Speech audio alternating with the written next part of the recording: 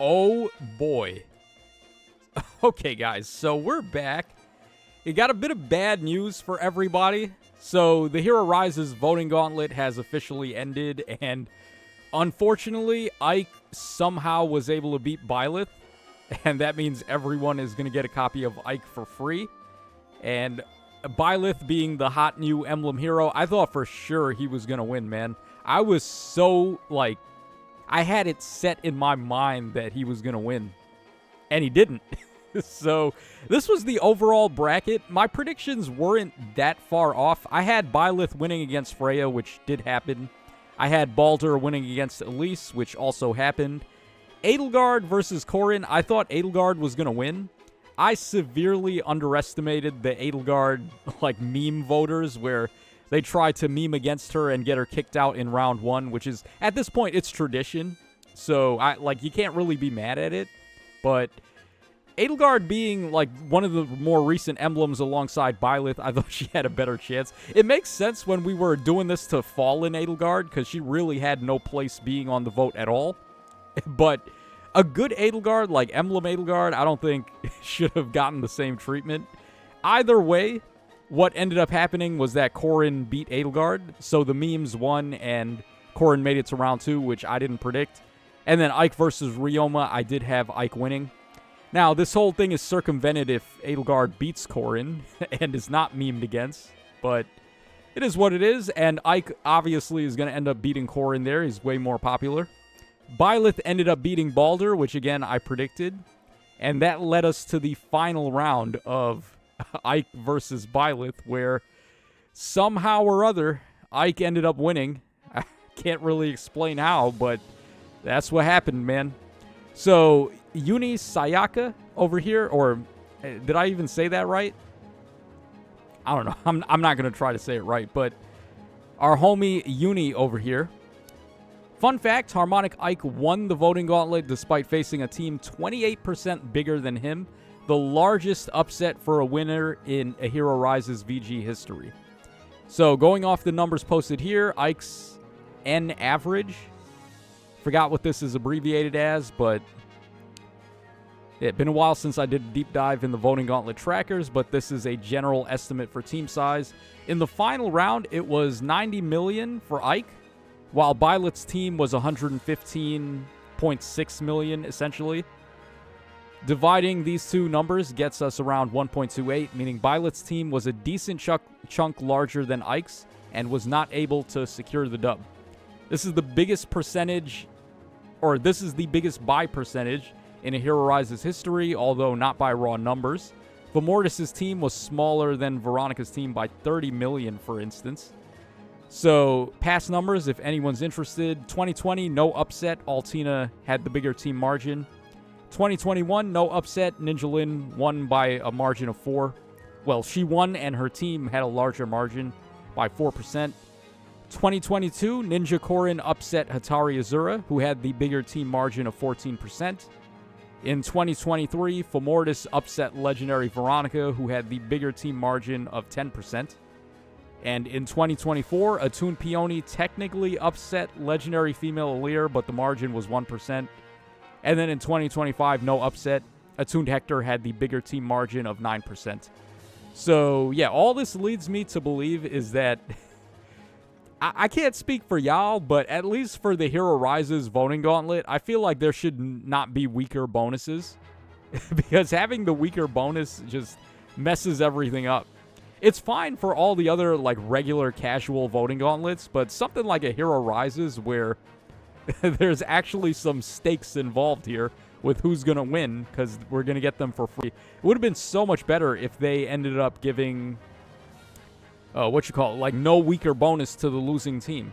So it would just be whoever people are voting for is going to be the winner. So yeah, that's pretty much my sentiments there. Reese's Milkshake, that sounds pretty good. I say for the millionth time, using voting gauntlet for Hero Rises will always be dumb as rocks. I agree, but I don't know why they keep on doing it. The way they should do it is just, go by whoever won the vote. So, for the results for, who got voted the most, obviously Emblem Byleth had the most votes by a very significant margin over Edelgard and Ike. Because of that, I feel like he should have been the one given out for free. And then the top 8 units on here would end up being on the banner. And that's it. Like, no voting gauntlet. We could have one just for fun, but have the voting gauntlet just have no impact on anything whatsoever. Just have it for fun. Top 8 make it onto the banner. The number 1 most voted character is given out for free. That's it. That's how it should be. No voting gauntlet, no headache, no hassle. But I don't know, man. All right, if I ever had any more reason to hate A Hero Rises and voting gauntlets as much as I already do, it's this. The better solution would be to get rid of the Hero Rises voting gauntlet entirely and just let everyone pick one of the top 8 for free. Well, that would be really nice, too. How would they do that? Like, just give us, like, a free spark, like what they do with the Choose Your Legends banner, where everyone is allowed to just pick whichever one of the 4 for free. And for this, they would just put all 8 of the units on a free poll, and then you're allowed to pick which one you want. That would be pretty cool, but at the same time, that's also a little too good. I don't think they want to do that. Yeah, because you could use that to get merges for the correct character. Like, if you're merging up, let's say you're merging Harmonic Ike, you want to get him to +10, but Byleth ended up winning the vote, so he would be the one given out for free. Insys would probably not be happy about just giving you whatever unit you wanted for free. So that's why they do it the way that they do it like this, but, man, they don't throw us any bones. It's so hard to get anything in Fae. Like, there's no freebies. Everything we gotta jump through hoops to get. It just doesn't feel good. And based on the subs reaction, upset is right. Yeah, I mean, let's be real. I have the fodder pulled up. Now, technically speaking, Ike's fodder is a little bit more, like, consistent, I want to say. More broadly good. Like, more... It's more good in a wider variety of units that you'd be able to give it to, as opposed to this guy. Because let's take a look at his fodder here. We got attack and speed favor, we've got instruct, and we got reposition gate. Reposition gate is a pretty universal skill. Attack and speed favor is good, and it's even better when you combo it with this guy's ring.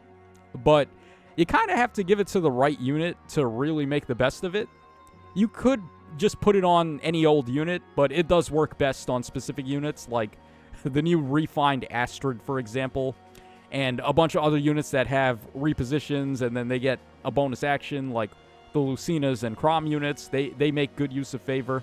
So, yeah, like, it's a really good skill, but it's not quite as universal as Patience, which is just good on just about any unit almost. And it also scores 400 SP, which is good for Arena. So, it is hard to argue that. Also, not only that, but the prerequisites for these are really good too. Warrior's Blow is Armored Blow 3, and Patience is Quick Repost 3, both of which are in the game since, like, day 1 and very easy to get. So, you're going to have no trouble at all inheriting this guy's skills. On the other hand, like, Instruct is a brand new skill line, which in order to get, you'd have to pick up all 4 at once. And then you would only be able to get Favor or Reposition Gate. So you can't double dip here. You can't get, like, his entire kit, pretty much.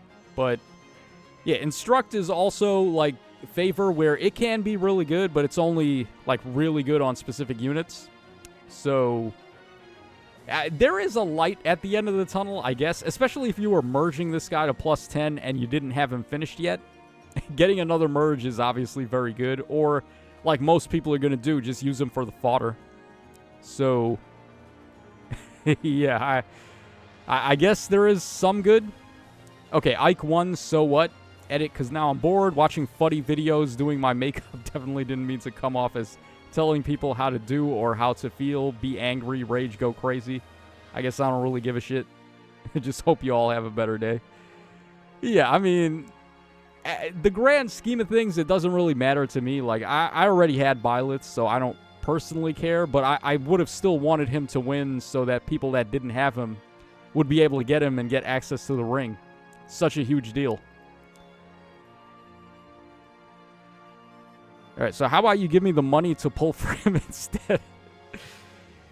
Oh, I think this might have been a deleted comment there. Yeah, we don't want to get into, like, some crazy takes. Let's just move on. let's try to stay away from that one. Okay, so Ree over here posting the winner of the voting gauntlet. So we have the winning hero distribution period, which is scheduled for March, according to Faye. Well, it is March right now, but I'm guessing later on in March. And then he went ahead and posted the passives there, which is nice. Okay, even if I wasn't trying to merge up Byleth, a Emblem who grants Dance is literally infinitely better than a tank who's going to age like milk later once the game decides it's time to take him out back. Yeah, I mean, can't really argue with that. The ring alone is going to be timeless. Like, these Emblem rings don't really age out outside of the very early ones, like Emblem Ike's ring is basically useless.